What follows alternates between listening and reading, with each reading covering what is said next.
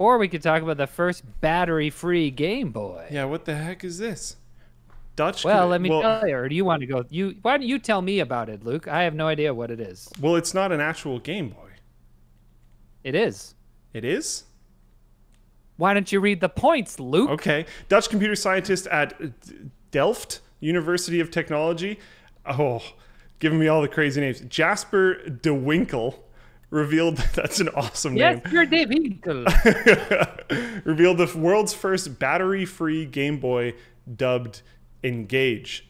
Rather than having a battery pack, the front of the device is covered in solar cells and utilizes other energy harvesting techniques to power itself. The project was grown out of a study involving energy harvesting and what they call intermittent computing devices. Intermittent computing devices harvest small amounts of power, resulting in devices that only remain on for a few seconds rather than hours. This is opposed to batteries, which continuously drain at varying rates until completed. Okay. No more of this. This is they wrote a whole essay. This is very long. Anthony gets very excited about writing all the details. Yes. So it's actually like an OG Game Boy. That's what I'm seeing here? Okay, wait. Now I need to look at the notes. I'm sorry, Anthony, green and black Tetris on a solar powered device. I think that it's not. I think that it's not a they built it themselves. Like it's all custom. Yeah, like it's not a officially from Nintendo device for sure. It runs a Game Boy emulator though, so you can run Game Boy games on it.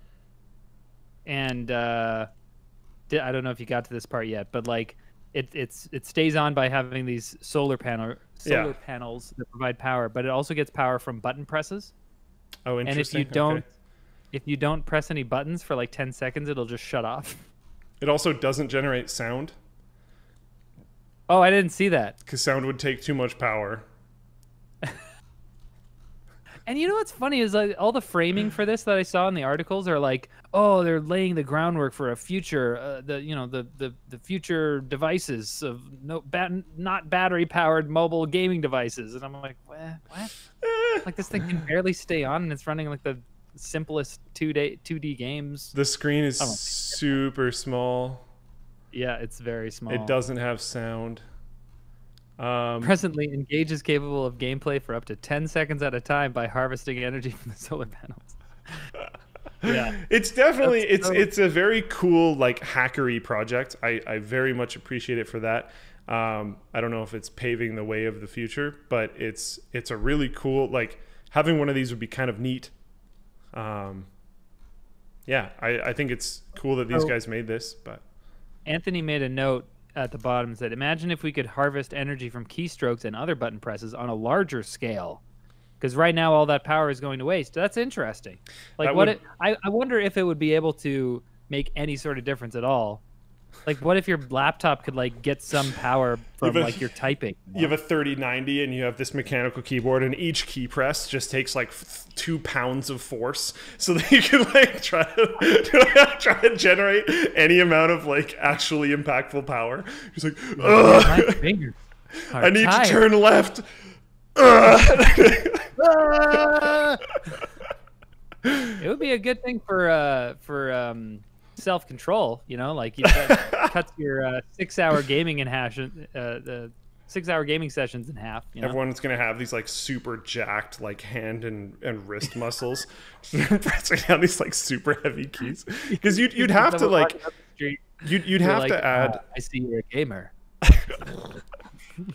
the like jerks in the computing community would be the gamers, because they want their like very like light, fast key presses.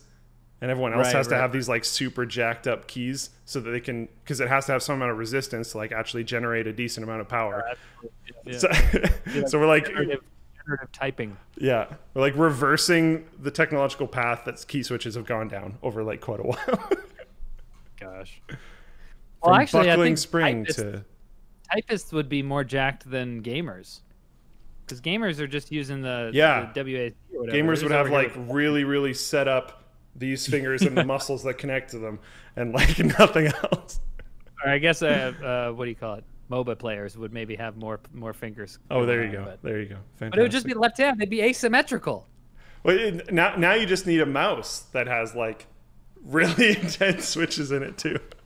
You got really strong 2 fingers.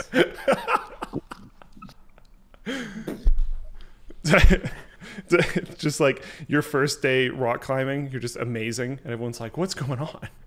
How are you so good at this?" I play League of Legends. It's the, it's the future.